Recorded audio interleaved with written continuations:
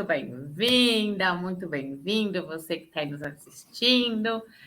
Agradeço imensamente a União Espírita de Piracicaba, Bonerges Tavares, Lucas Lacerda e eu, né, Carolina Abdala, que vamos fazer a última questão de um tópico do qual o Lucas está participando conosco. Então, ai, que triste falar isso, né? Última participação do Lucas Lacerda conosco, falando sobre o resumo teórico móvel das ações humanas, que é um resumão muito grande de tudo que a gente vai fazer. Então, vou passar para ele fazer as orações e, na sequência, o Bonerges faz um resumo do que nós vimos no programa passado. Então, nesse momento, vamos fechar os nossos olhos, acalentar os nossos corpos e os nossos espíritos, nos concentrar na nossa respiração, elevar o nosso pensamento ao Pai Celestial, agradecendo pela oportunidade de estarmos aqui reunidos, pedindo amparo para que possamos nos conectar com bons pensamentos e bons fluidos, que a espiritualidade amiga esteja conosco, esteja com cada um que nos assiste nas suas casas, amparando os seus familiares, que possamos ter a clareza para elucidar os tópicos aqui discutidos da melhor forma possível e que esteja conosco, Mestre, agora e sempre, que assim seja. Bom, a gente estudou na semana passada, o conhecimento do futuro, e aí a gente viu na questão 868, Kardec, quando pergunta aos espíritos, pode o futuro ser revelado ao homem? E os espíritos dizem que, a princípio, sim, né? Mas que Deus só excepcionalmente pode revelar ao homem quando considerar que seja proveitoso, né? E aí a gente citou o caso aqui de Eurípides, né, que teve uma revelação a respeito de uma atividade que tinha que realizar e que ele estava seguindo um caminho, que aí veio uma orientação espiritual para que ele mudasse o caminho, e assim isso veio acontecer. Nós tivemos também o caso da história do povo hebreu, com a vinda de Jesus, onde tivemos vários profetas que iniciaram isso num processo de 1000 anos antes, informando a vida desse homem, que trouxe para a humanidade informações que ajudaram a humanidade a transformar-se substancialmente. E que hoje nós também vivemos um momento de visão do futuro, com a informação de que nós estamos num processo de transição planetária e que nós precisamos escolher qual o melhor caminho para cada um de nós. Não é isso? Kardec pergunta na questão 569, com que fios o futuro se conserva oculto aos homens, né? E aí os espíritos falam que no sentido de que a gente não negligencia o presente. Nós nascemos com uma proposta de vida em que nós temos que realizá-la no nosso dia a dia. É importante que a gente se prenda ao nosso dia para que a gente possa vivê-lo, completá-lo nas mais diversas tarefas que temos que realizar. Se ficarmos olhando para o futuro, esquecemos do presente, negligenciamos o presente, não nos preparamos para as coisas que virão e fatalmente acontecerão no futuro, porque as nossas ações no dia a dia, de como nós vivemos, de todas as coisas que nós fazemos, nos preparam como que assim para o que virá pela frente, nos tornando mais fortes, mais inteligentes, moralmente mais preparados para as situações vindouras. Na questão 870, Kardec pergunta, mas se convém que o futuro permaneça oculto, porque permite Deus que revele algumas vezes. Nós já citamos o caso de Eurípides, né?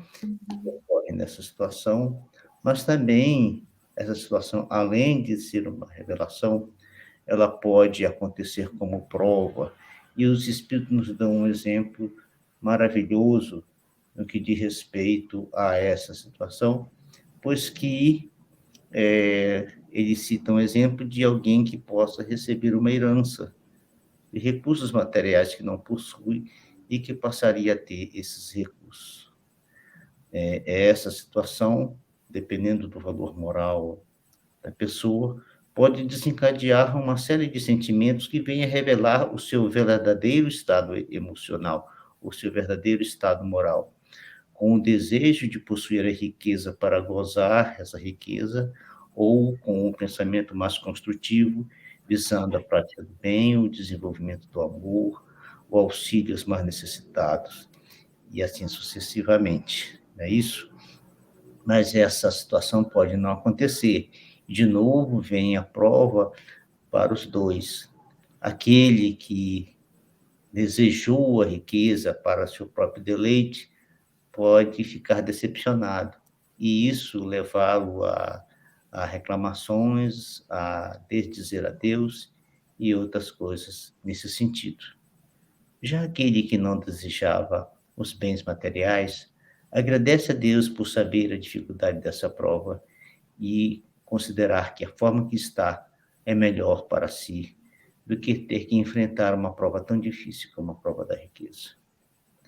Na questão 871, Kardec pergunta, pois que Deus tudo sabe, não ignora se um homem sucumbirá ou não em uma determinada prova. Assim sendo, qual a necessidade dessa prova, uma vez que nada acrescentaria a Deus, já que sabe tudo a respeito do homem? Na realidade, Deus não precisa saber nada a respeito de nós, porque Ele já sabe tudo. Nós precisamos provar nada para Deus. Nós escrevemos a nossa história. Nós construímos a nós mesmos. Deus nos cria sempre ignorantes e coloca para nós todas as condições para que a gente cresça, a gente se desenvolva. Nós nos façamos a nós mesmos. Nós construímos a nossa inteligência, nós construímos nossos valores morais com os recursos que Deus nos oferece. A cada vida, a cada situação, Deus coloca em torno de nós situações que fazem com que a gente evolua, desenvolva esses valores fundamentais para um dia a gente encontrar a nossa felicidade. Carol, Lucas.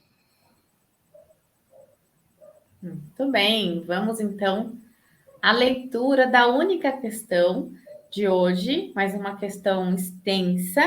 E por isso, para ficar uma forma um pouco mais didática, o que a gente vai fazer? A gente vai ler a pergunta e vamos fazendo a leitura e comentando. Fazendo a leitura e comentando, tá? Vamos lá. Não, peraí. Pronto. Entrou. Resumo teórico do móvel das ações humanas. Então, essa questão é todo esse tópico, né? A questão do livre-arbítrio se pode resumir assim: o homem não é fatalmente levado ao mal. Os atos que pratica não foram previamente determinados. Os crimes que comete não resultam de uma sentença do destino. Ele pode, por prova e por expiação, escolher uma existência em que seja arrastado ao crime, quer pelo meio em que se ache colocado, quer pelas circunstâncias que se sobrevenham, mas será sempre livre de agir ou não.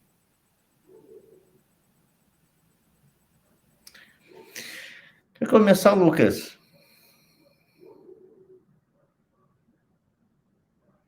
Tá no mudo o seu áudio. Obrigado, Carol, desculpa.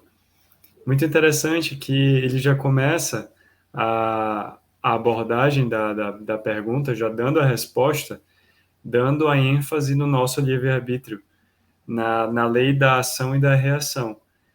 Basicamente, ele nos coloca nessa pequena passagem que nós somos frutos da nossa consciência. Ao passo que você evolui espiritualmente como ser humano, você passa a ter mais consciência do seu real papel na sociedade, do quão você é importante para em determinado ciclo. E por conta disso, você passa a ter mais responsabilidade perante o outro ou perante aquele espaço que você está inserido. E a partir disso, então, entra a nossa lei do livre-arbítrio e entra a nossa lei da ação e da reação. É muito comum nós ouvirmos nas palestras espíritas e também nas psicografias dos trabalhadores do espiritismo, que alguns espíritos eles vêm em missão para evoluir de alguma forma. Um exemplo muito claro foi César.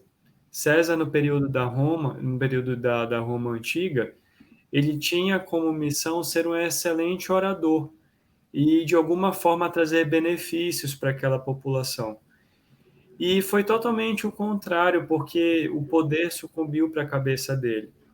E César, então, não conseguiu cumprir a sua missão e ainda foi para o plano espiritual com alguns débitos, precisando, nas vidas seguintes, vir como excelente orador novamente, mas como orador com princípios diferentes do que ele apresentava em Roma.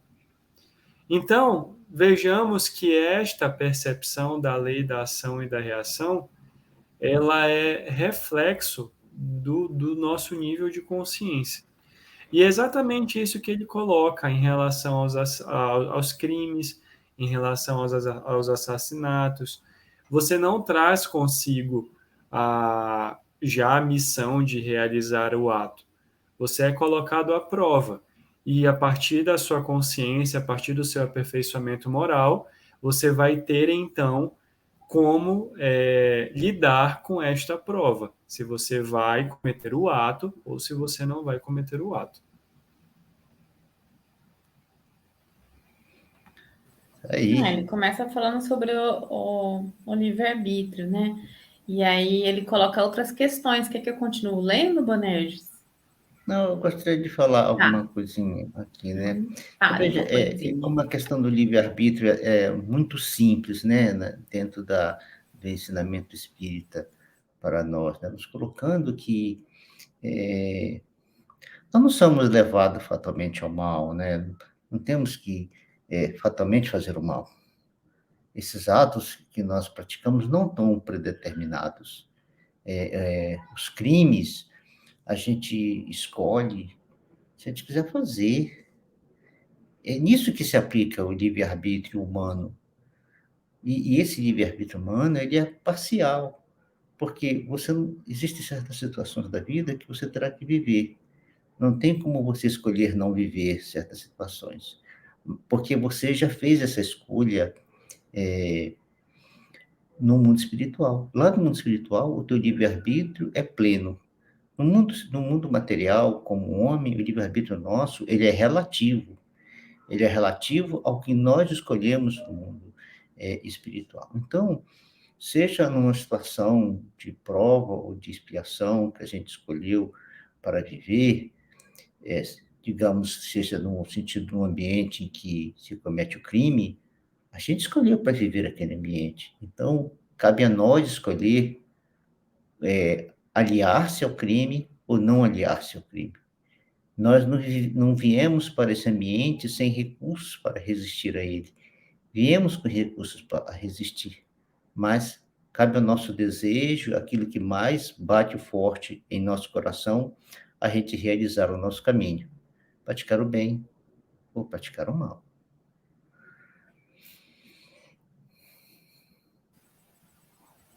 Não tem meio termo, né?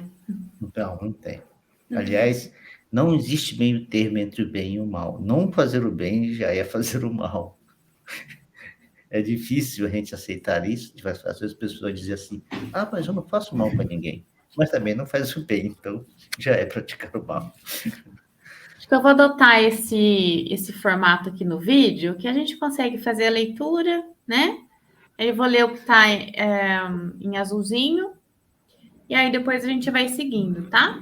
Pode ser assim? Uhum.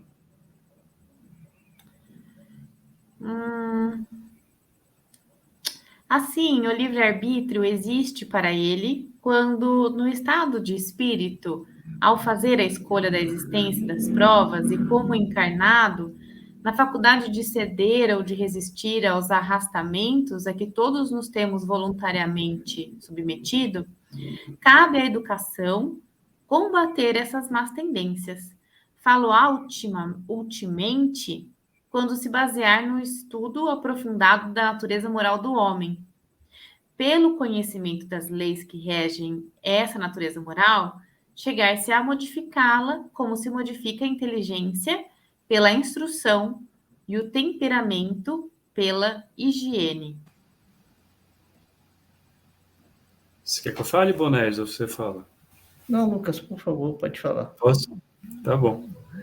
Muito interessante que nessa passagem ele trata esses problemas sociais que nós temos atualmente como algo que pode ser trabalhado com o passar do tempo por meio da educação. A educação, nós sabemos que ela traz consigo consequências muito benéficas para a sociedade que tem ela como um bom princípio, como um fator importante para a construção social. Nós vemos nos países desenvolvidos e também em alguns países asiáticos em que eles têm um sistema educacional muito concreto, muito sólido, que pelo fato de as pessoas terem consciência das leis do país, pelo fato de eles terem consciência e também por terem a oportunidade de crescimento, nós observamos que o índice de mortalidade é menor, o índice de, de suicídios é menor em alguns deles, em outros não. Nós observamos também que a criminalidade é menor. Então, isso nos sugere que a evolução da educação traz consigo benefícios muito importantes para a sociedade. Ele fala no final que modificar essa percepção de conhecimento é muito parecido com o que nós temos com a modificação da inteligência, uma construção. Quando nós temos uma construção benéfica, uma construção sólida de bons conhecimentos da inteligência, por consequência, você também vai ter uns frutos de você ser inteligente, de você ser esforçado. A construção social por meio da educação, o princípio é o mesmo. Você também vai ter bons frutos de pessoas conscientes do seu papel na sociedade, conscientes das leis do país, conscientes dos princípios morais sociais que não podem ser realizados, né? Você precisa segui-los e precisa segui-los à risca para que você mantenha uma integridade social e para que você mantenha a integridade daquelas pessoas que estão ao seu redor ou dentro do ambiente que você está inserido. O Neves? Eu queria colocar que essa necessidade de resistir ao arrastamento da prática do mal, como você falou, Lucas, eu queria acrescentar que essa educação te faz muito mais interessante e muito mais forte e com melhor resultado quando ela é realizada na fase da infância. Ali, desde os primeiros momentos da criança até chegar perto dos seus 7, 8 anos, estendendo em alguns casos até os 12 ou até a adolescência, quando os pais se dedicam na formação dos valores da criança nesta fase, dando a ela o conhecimento dos valores morais, das coisas que são corretas e as mais adequadas e menos adequadas de fazer, com que ele possa, assim, ter esses parâmetros para medir mais tarde os seus atos, no desenvolvimento da sua inteligência e de seus valores, mais ele se torna apto para enfrentar as situações da vida e resistir ao mal que se apresente diante dele. Porque, assim, essa formação que se dá à criança sobre a moralidade fica para sempre, é para a vida inteira. Então, me parece assim, Kardec pega muito nessa questão de que essa formação, né, da natureza moral para o homem, e os espíritos reforçam nas obras subsidiárias que nós recebemos através do Chico, do Divaldo, reforçando a necessidade que essa educação nessa faixa de idade seja muito importante. Por isso que as casas espíritas construíram, né, e tem em suas atividades normal, né, a evangelização, a educação infanto-juvenil, né, oferecendo a ela esses valores para reforçar a educação que os pais realizam em casa, né? Super importante. Seguindo, então. Eu acabei optando por fazer uma leitura um pouco mais extensa dessa vez, porque não tem muito quebra de tema, sabe? Mas se vocês sentirem necessidade, vocês me avisam, eu paro, tá? Manda ver. Desprendido da matéria e no estado de erraticidade, o espírito procede à escolha de suas futuras existências corporais, de acordo com o grau de perfeição a que haja chegado, e é nisto, como temos dito, que consiste, sobretudo, seu livre-arbítrio. Essa liberdade, a encarnação não a anula. Se ele cede à influência da matéria, é que sucumbe nas provas que por si mesmo escolheu, para ter quem o ajude a vencê-las. Concedido-lhe é invocar a assistência de Deus e dos bons espíritos. Dá uma olhadinha na questão 337. Sem o livre-arbítrio, o homem não teria nem culpa por praticar o mal, nem mérito em praticar o bem. E isto, a tal ponto, está reconhecido que no mundo a censura ou o elogio são feitos à intenção, e isso é vontade. Ora, quem diz vontade, diz liberdade.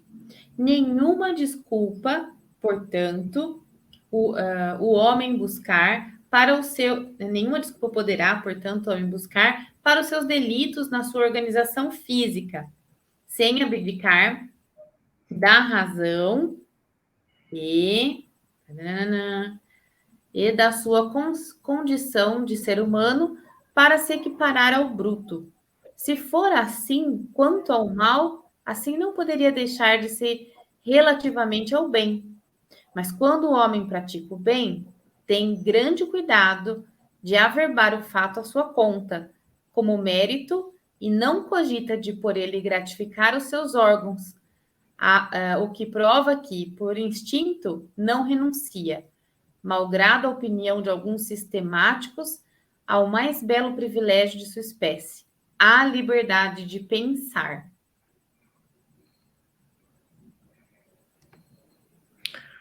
Bom, quer que eu comece, Lucas? Então, vejamos só, né? Tanto faz, na verdade, eu acho que fui eu que coloquei aqui, ó. Pronto. E aí? Eu posso falar, Boné, sem problema. Tá, Lucas, vai lá, vai você. Muito legal esses 2 parágrafos, porque eles basicamente abordam o real cerne do livre-arbítrio. Porque quando você reencarna, que você traz consigo as suas missões, o que você precisa trabalhar para evoluir como espírito, você também tem a possibilidade de estabelecer, de desenvolver esse livre-arbítrio, que nada mais é do que o seu poder de decisão. Fazendo um pouco a correlação com essa passagem anterior que nós discutimos, quando nós temos um princípio educacional de bons valores, bons modos, quando nós temos uma evangelização infanto-juvenil bem estabelecida, forte, criança, aquele adolescente, uma possibilidade de lidar melhor com as provas que ele vai apresentar no futuro. Então, esse poder de pensamento, ele se torna mais fácil quando você tem uma educação mais sólida, quando você dá a instrução do que é correto. Porque, como mencionei anteriormente, nos programas anteriores, Deus está em cada um de nós. Você traz consigo no seu perispírito a pátria espiritual, os bons valores. Você sabe o que é o correto na maior parte das vezes. Mas, devido às nossas fragilidades, nós insistimos em fazer o errado. Nós insistimos, não, se eu não tentei por esse método, eu vou por esse método. Se eu não conseguir dessa forma, eu vou tentar dessa forma, mas eu vou tentar, mesmo que aquilo não esteja no seu planejamento. Então, esses 2 parágrafos, eles nos mostram exatamente isso. A necessidade de nós refletirmos que o nosso pensamento é o que nos move, mas ele nos move para quê? Ele nos move para o bem, ele nos move para o mal, ele nos move para a mediocridade, ele nos move para o Cristo. Precisamos refletir sobre o poder do nosso pensamento e onde ele pode nos levar. Sem dúvidas, o pensamento é a nossa maior força para o trabalho, porque nós, às vezes, nós precisamos sempre, para executar o trabalho, a mente. Você precisa dela para escrever, você precisa dela para se locomover até o seu meio de transporte para lhe levar ao trabalho, você precisa dela para trabalhar no computador. Então, vamos trabalhar o nosso pensamento em coisas boas. Vamos trabalhar ele para o amor, para a caridade, para o bem para com o próximo. Puxa vida, eu tenho um ambiente de trabalho tão difícil, vou fazer uma prece, eu vou vibrar aqui coisas boas, para que esse ambiente ele consiga melhorar com o passar do tempo. Não é milagre. Você não vai ter isso como num passe de mágica. Mas você vai observar com o passar do tempo que as coisas se tornam mais brandas. Quando você emana amor, você tem o recebimento do amor. Está aí o seu livre-arbítrio de decidir o que você quer. Seu pensamento vai, sem dúvidas, te dar o arcabouço para desenvolver esse ambiente que você está inserido da melhor forma possível. Então, vamos trabalhar o poder do pensamento e vamos trabalhar o nosso livre-arbítrio para o bem, para que nós conseguimos, de fato, mudar esses princípios ainda muito enfraquecidos que temos dentro de nós e, por consequência, mudar a sociedade que nós estamos inseridos também. Bonerges, posso só fazer uma colocação antes de te passar? Daí combina a casa aí. Eu queria, na verdade, fazer um adendo, uma contribuição. O importante é a fala do Lucas, e assim, tem até uma discussão muito grande na ciência, né? O que é verdade? Daí eu trago, né, o que é certo. Então, quando a gente fala em educação e fala em ciência, a gente busca muito entender o que é que faz sentido e traz uma lógica para isso. E não só de um ponto de vista, a gente faz uma análise de várias fontes, né? De várias perspectivas, e isso é construir o conhecimento. Então, quando eu falo em evangelização, principalmente do espiritismo, eu não falo que a gente vai dizer isso é certo e isso é errado. Não é uma forma instrucional de se dizer que essa educação vai ser uma multiplicação desses conhecimentos. Mas é para se possibilitar, como ele mesmo fala, um ser pensante, de construir esse senso crítico, de poder trazer esses valores, né, de diversas formas, numa construção, para que, sabe, aquele momento eureka, e a pessoa, opa, isso faz todo sentido para mim. E aí sim, muda a forma de ver a vida, traz esses pensamentos bons e positivos e trabalha no amor.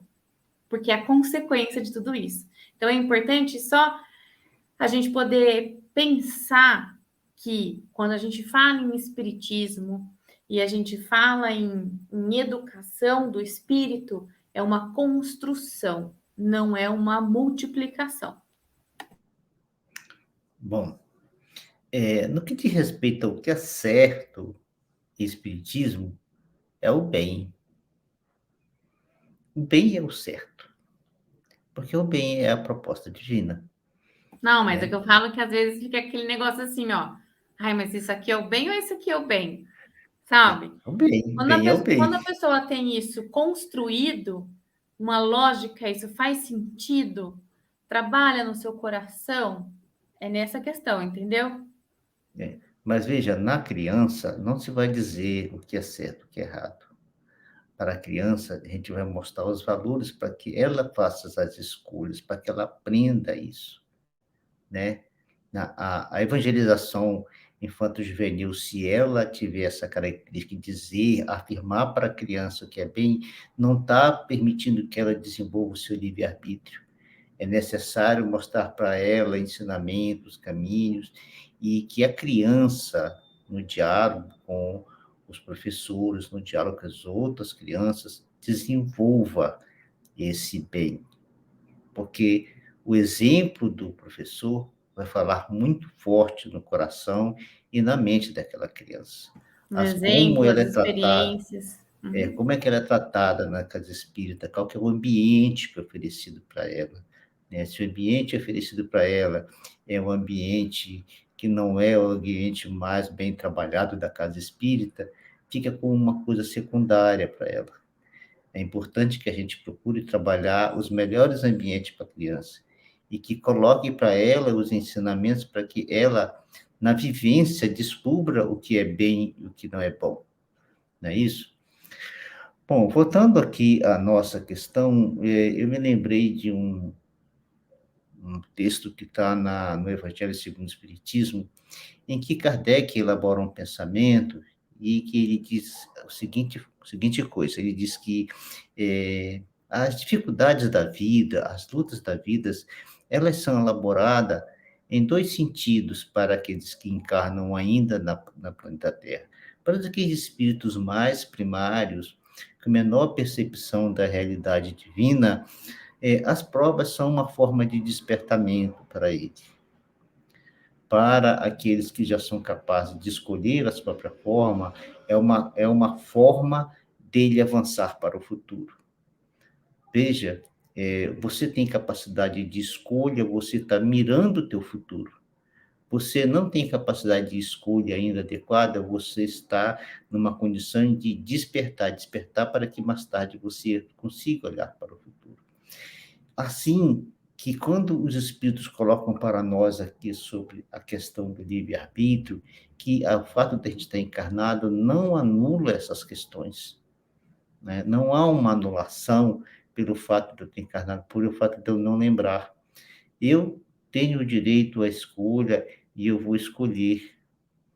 Mas se a matéria for influenciar muito em mim, logicamente que eu vou seguir essas provas visando as questões da matéria. E aí é que entra a questão da escolha do livre-arbítrio no mundo espiritual, onde aquele que tem menos consciência das realidades espiritual, as provas que virão para ele virão no sentido de fazer um despertamento. Já aqueles que já têm mais consciência, elas os virão como uma proposta para que olhe para o futuro. Então, no nosso caminhar durante a vida, a gente vai fazer essas diversas escolhas que se apresentarem diante de nós, como o Lucas falou, para uma construção de um mundo melhor à medida que a gente for se transformando, tá certo? Todo esse ensaio que Kardec coloca aqui, como que ele diz assim, quando você diz que tem vontade de fazer algo, você está exercendo a tua liberdade. Você está exercendo o teu livre-arbítrio. A gente normalmente não pensa desse jeito, fala, eu quero fazer tal coisa, me deu vontade de fazer tal coisa. Mas você encaixou o teu livre-arbítrio, você mediu, eu quero fazer tal coisa, tem consequências. Isso é usar o livre-arbítrio. Você pode usar o teu livre-arbítrio, escolhendo que quer fazer alguma coisa conscientemente ou inconscientemente, da forma como você quer se posicionar na vida. Então, essa proposta da doutrina espírita, que ela é totalmente libertadora, porque ela nos faz pensar.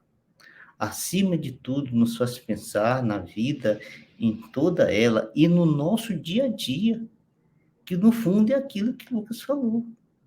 O nosso dia a dia é importantíssimo para nós, para que a gente possa desenvolver essas questões nossas, nós mesmos nos conhecer, nós mesmos nos descobrir.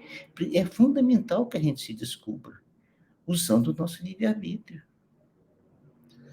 O livre-arbítrio é fundamental, é uma lei divina, é aquela que nem o próprio Pai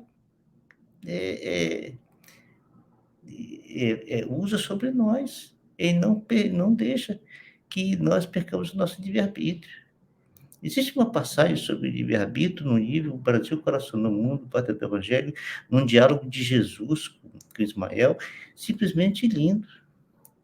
Ismael vai todo choroso falar com Jesus a respeito de que os negros que estavam vindo para o Brasil, que sim, estava programado para eles virem para o Brasil para ajudar na construção desse país, com a sua estrutura, com o seu corpo negro, com a sua formação, com a questão da mediunidade, que é fundamental depois para o espiritismo, que vem usar mais tarde, essa mediunidade que eles implantam no Brasil, fazendo assim com que a mediunidade não seja uma coisa tão assombrosa como poderia ser na Europa, nos Estados Unidos ou em outros países, tá certo? Ismael vai todo choroso para Jesus. E Jesus diz, nós não podemos interferir, é o livre-arbítrio desses homens. O branco, o português que está escravizando nossos irmãos negros, terão que responder por isso. Então, veja o tamanho da importância que Jesus, o espírito mais perfeito que há na Terra, age, e tendo ele o seu pensamento e as suas ações em perfeito alinhamento com o sentimento divino. Então, a importância do livre-arbítrio para nós é fundamental. Sem ele, nós seríamos máquinas. Sem ele, nós não nos responsabilizaríamos pelos nossos atos. E nós somos responsáveis pelos nossos atos. Até o de escolha de dizer que vou fazer tal coisa, ou que não vou fazer tal coisa.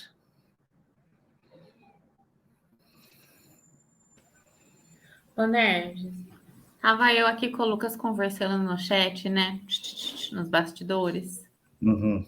Acho que eu quero fechar aqui uma questão. Quando a gente fala de espiritismo, tem aí dentro desse tema vários valores, percepções e algo concreto, já pré-estabelecido. E aí, então, quando eu falo o que é certo, o que é errado dentro do espiritismo, eu estou sim trabalhando uma percepção desse ponto de vista. Legal.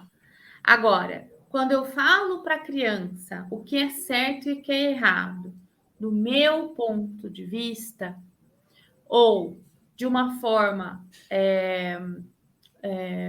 multidisciplinar, ou de uma forma que não tem uma fonte específica, aí eu entendo que não estamos trazendo um senso crítico, nós estamos simplesmente fazendo uma doutrina, né? Fazendo uma multiplicação. Pode ser de uma forma tendenciosa também, né, Carol? Quando você tendencia Isso. o pensamento dela para alguma coisa. Isso, é. Então, assim, quando a gente estuda muito sobre essa questão de senso crítico, de pensamento crítico, é muito importante a gente entender isso, porque até hoje, eu que trabalho muito com capacitação docente, né, eu vejo alguns lugares que ainda trabalham com a educação de uma forma de multiplicar. Não tem nada de errado em multiplicar, desde que tenha um propósito e um objetivo de aprendizagem específico. Nesse caso dessa parte do estudo do Livro dos Espíritos, ele está falando uma coisa que, na minha percepção, ela é muito grandiosa. Na educação, a gente vê isso como algo estupidamente grandioso e muito mais difícil de fazer, que não é eu falar, mas eu orientar para que o outro perceba e siga o seu caminho, né? Então, e construa esse crítico. Então, por isso é muito importante, é muito legal. A gente estava conversando aqui nos bastidores, né? Eu falei, ai, será que eu deixei, né? Claro, será que ficou claro? Daí Olha, veja, deixa eu falar.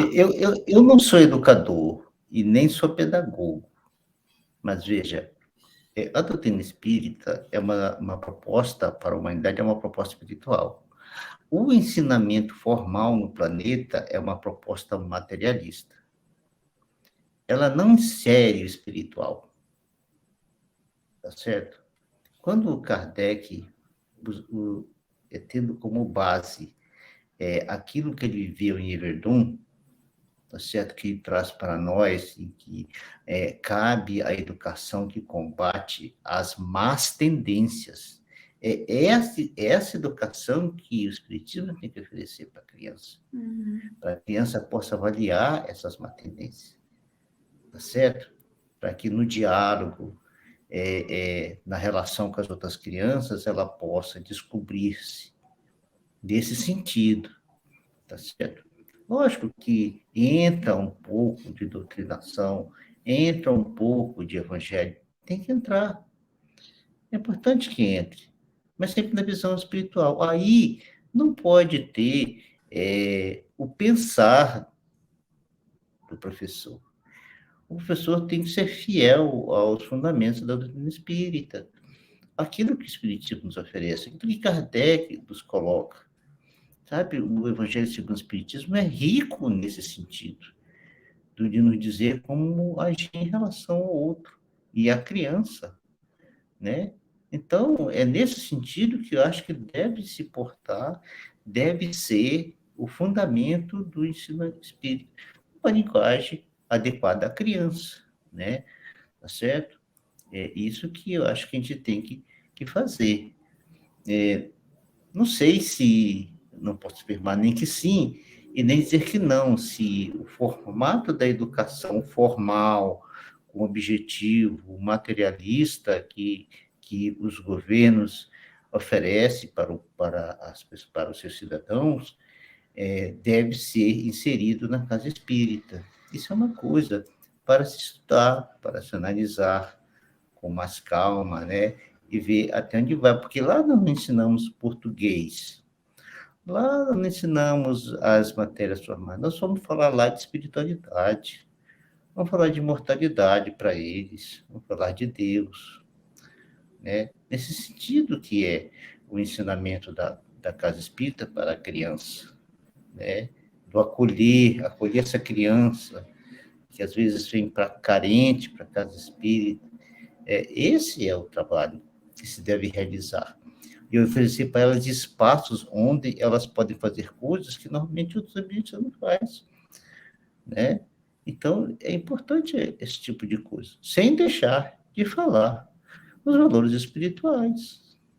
Acho que a Mais gente nesse está falando da sentido. mesma coisa, né, Bonerges? Mais nesse sentido.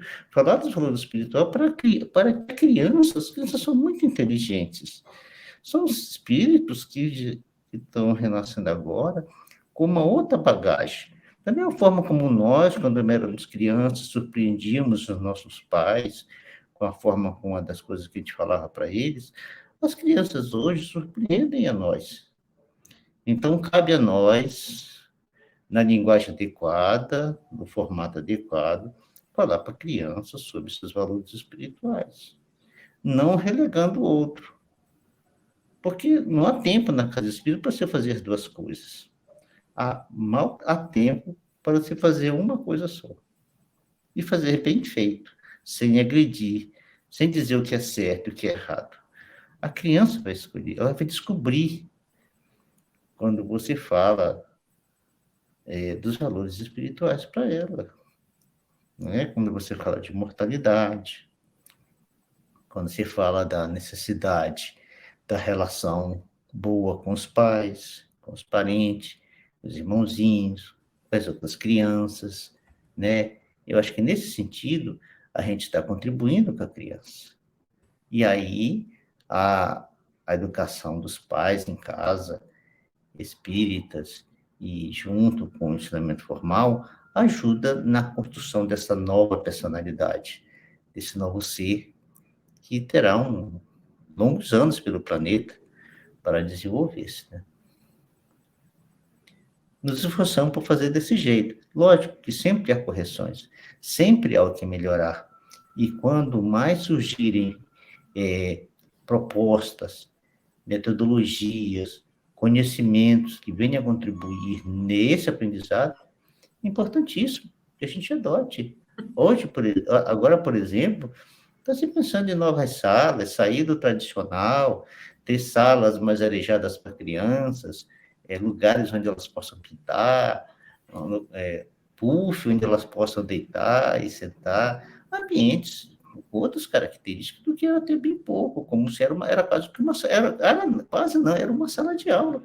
Agora você imagina, a criança vai para a escola durante o dia, depois chega na casa espírita e vai para a aula de novo. Então, isso precisa ser alterando aos poucos, à medida que a gente vai também compreendendo isso, certo? Não tem essa fórmula pronta para a criança na casa espírita. Não existe. Nós estamos aprendendo isso. Uhum. Estamos desenvolvendo. Na codificação não tem isso. Né? Bonerges. Vamos seguindo? Vamos lá. É que falta menos de 15 minutos para fechar 1 hora. Então, podemos encerrar por aqui. É um tema que nos empolga, né, Bonerges? Então vamos lá, vamos fechando, tá? Eu vou tentar fazer a leitura de tudo. Gostaria muito de ser educador, de ser pedagogo, mas eu não sou. Eu sou técnico, meu negócio é outra coisa. Na verdade, não. Bom, vamos seguir aqui. A fatalidade, como vulgarmente é entendida, supõe a decisão prévia e irrevogável de todos os sucessos da vida, qualquer que seja a importância deles. Se tal fosse a ordem das coisas, o homem seria qual máquina sem vontade, de que lhe serviria a inteligência desde que houvesse de estar invariavelmente dominado em todos os seus atos pela força do destino. Semelhante doutrina, se verdadeira, conteria a destruição de toda a liberdade moral. Já não haveria para o homem responsabilidade, nem, por conseguinte, bem nem mal, crimes ou virtudes. Não seria possível que Deus, soberanamente justo, castigasse suas criaturas por faltas cujo cometimento não dependera delas, nem que as recompensas por virtudes de que nenhum mérito teriam. Ademais, tal lei seria a negação do progresso, porquanto o homem, tudo esperando da sorte, nada tentaria para melhorar a sua posição, visto que não conseguiria ser mais nem menos. Contudo, a fatalidade não é uma palavra vã. Existe na composição que o homem ocupa na Terra e nas funções que aí desempenha em consequência do gênero da vida que seu espírito escolheu como prova, expiação ou missão. Ele sofre fatalmente todas as vicissitudes dessa existência e todas as tendências boas ou más que lhe são inerentes. Aí, porém, acaba a fatalidade, pois da sua vontade depende ceder ou não às tendências. Os pormenores dos acontecimentos, esses ficam subordinados às circunstâncias que ele próprio cria pelos seus atos, sendo que, nessas circunstâncias, podem os espíritos influenciar pelos pensamentos que surgiram. Dá uma olhadinha na questão 459. A fatalidade, portanto, nos acontecimentos que se apresentam por seres consequência da escolha que o espírito fez da sua existência de homem. Pode deixar de haver fatalidade no resultado de tais acontecimentos, visto ser possível ao homem, pela sua prudência, modificar-lhes o curso. Nunca há fatalidade nos atos da vida moral. No que concerne à morte, é que o homem se acha submetido em absoluto à inexorável lei da fatalidade. Por isso que não pode escapar à sentença que lhe marca o termo da existência, nem ao gênero da morte que haja de cortar a este o fio. De cortar a esta o fio. Ó. Segundo a doutrina vulgar, de si mesmo tiraria o homem todos os seus instintos que então proviriam, ou da sua organização física, pela qual nenhuma responsabilidade lhe toca, ou da sua própria natureza, caso em que ilícito lhe fora procurar desculpar-se consigo mesmo, dizendo não lhe pertencer a culpa de ser feito como é. Muito mais moral se mostra indiscutivelmente a doutrina espírita. Ela admite no homem o livre-arbítrio em toda a sua plenitude e se lhe diz que, praticando o mal, ele cede a uma sugestão estranha e má, em nada lhe diminui a responsabilidade, pois lhe reconhece o poder de resistir, o que evidentemente lhe é muito fácil do que lutar contra a sua própria natureza. Vou finalizar o parágrafo aqui, tá? Assim, de acordo com a doutrina espírita, não há arrastamento resistível. O homem pode sempre cerrar ouvidos à voz oculta que lhe fala no íntimo, induzindo-o ao mal, como pode cerrá-los à voz material daquele que lhe fale ostensivamente.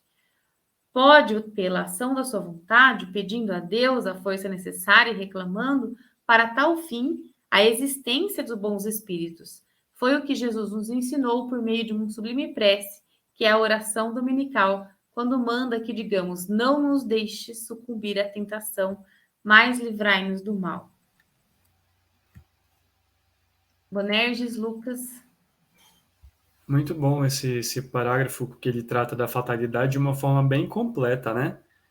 Ele inicialmente fala da fatalidade como uma prova ou uma expiação que nos acompanha de vidas passadas. Nesse momento em que a fatalidade se apresenta, você vai ter então o livre-arbítrio para lidar com ela, levando em consideração que você sempre precisa considerar o nível de aperfeiçoamento moral daquele espírito, se aquele espírito ele apresenta bons valores e um bom curso de desenvolvimento com o passar da sua vida, ele vai conseguir ou não lidar com aquela fatalidade. Lembrando que essas fatalidades, elas são um recurso que Deus e a espiritualidade nos coloca para, de fato, sanar dores de vidas passadas. Algumas delas são nada mais do que uma depuração espiritual, para que você consiga lidar com uma dor passada e, de fato, conseguir superá-la. E, além disso, ele coloca que essa fatalidade ela vai estar associada ao nosso livre-arbítrio de decidir pelo bem ou pelo mal, ou por qualquer coisa que seja associada a essa fatalidade. Se você vai ter uma tendência suicida, você vai, com o passar do tempo, de acordo com com o seu aperfeiçoamento moral, de acordo com a lei que rege a ação e a reação, você vai conseguir lidar com ele. Não seja nessa encarnação, será na próxima, e na próxima, e na próxima. Mas sempre o amparo celestial e o amparo dos bons espíritos vão estar com cada um de nós.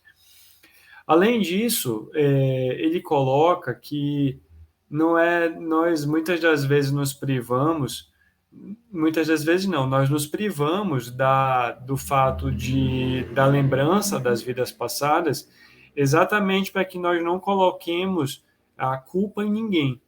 Por exemplo, eu tenho uma tendência à criminalidade nesta vida e optei por ela. Tudo bem, não tem problema, mas você vai precisar lidar com as consequências disso.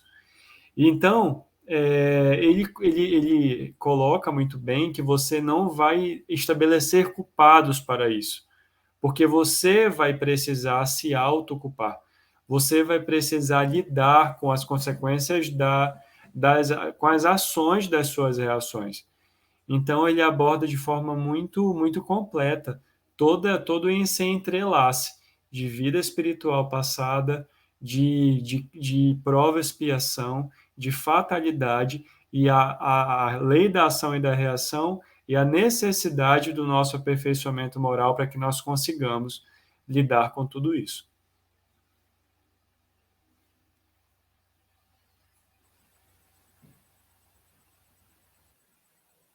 Parece que o Bonerges está... Ah, não, tá. Voltou.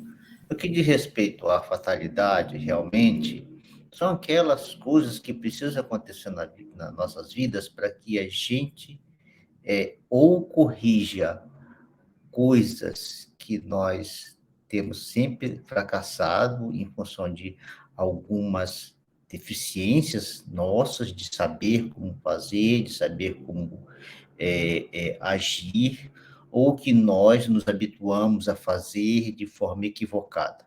Então, essas fatalidades vão acontecer e elas vêm com uma melhor forma educativa para a gente. A melhor forma, aquela é a melhor forma para você naquela situação. Para cada um de nós será um ensinamento, uma fatalidade, e cada um de nós irá reagir e agir de forma diferente em cada situação. Já no que diz respeito à questão moral, os Espíritos nos ensinam que não há fatalidade. Se você, nas diversas circunstâncias da vida, tem de repente, com uma outra pessoa, uma situação de confronto, seja por ideias, seja por ações, seja pelas necessidades individuais, a forma como você vai agir diante disso, que são os valores morais que você vai construir. Você escolhe qual valor você vai aplicar naquilo ali. Isso é valor moral. Essa é a condição moral que não está programada para acontecer. Isso é uma coisa que faz parte do dia a dia da vida.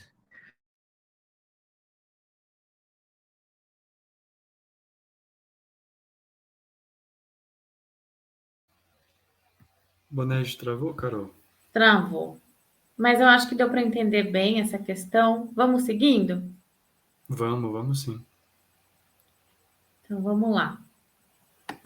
Eu acabei pegando o último parágrafo, que acaba sendo um resumo de tudo. Podemos ir para ele? Claro, podemos sim, Carol.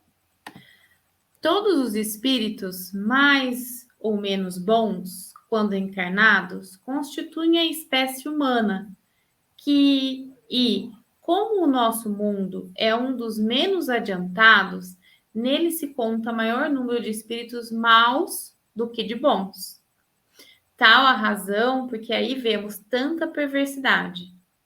Façamos, pois, todos os esforços para este planeta não voltarmos após a presente estada, e para merecermos ir repousar em mundo melhor, em um desses mundos privilegiados, onde não nos lembraremos da nossa passagem por aqui, senão como de um exílio temporário.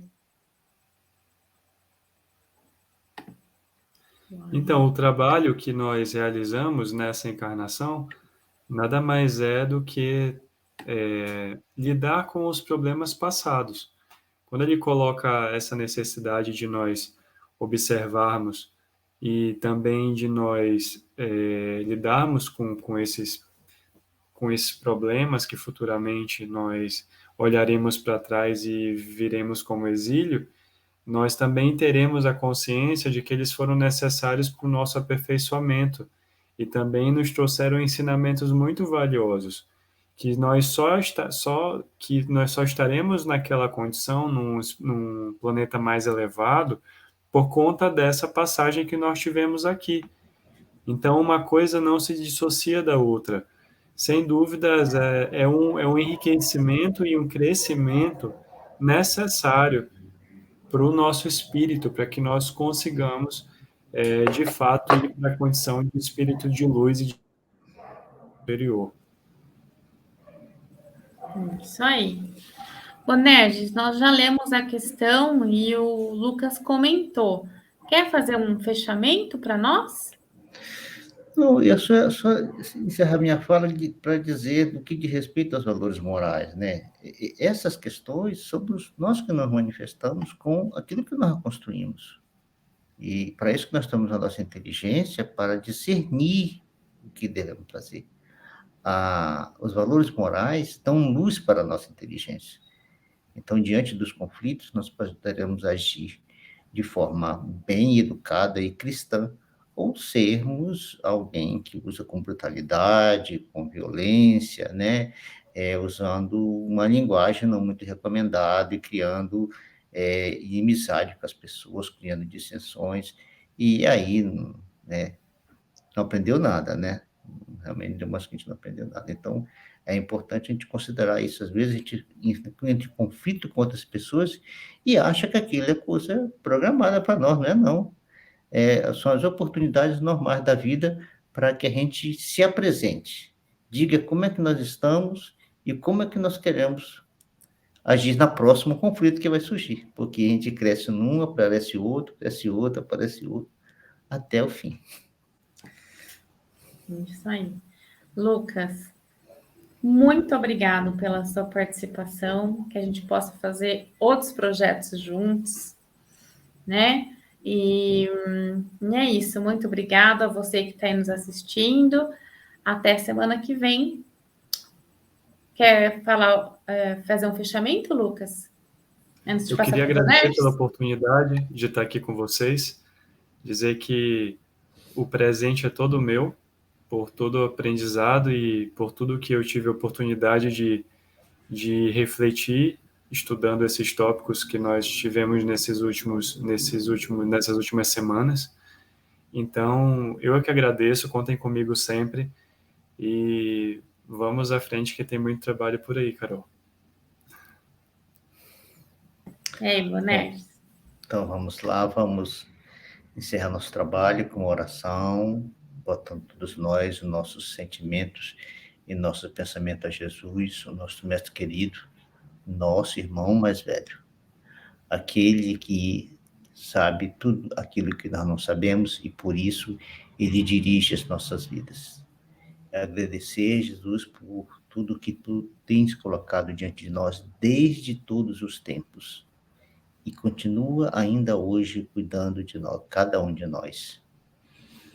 Que esses ensinamentos, esses estudos, esses aprendizados não fiquem apenas em nosso intelecto, mas que sejamos capazes de entronizá-los a tal ponto que nos ajude a transformar-nos a nossa forma de pensar, a nossa forma de sentir, por consequência, a nossa forma de agir e a nossa forma de viver.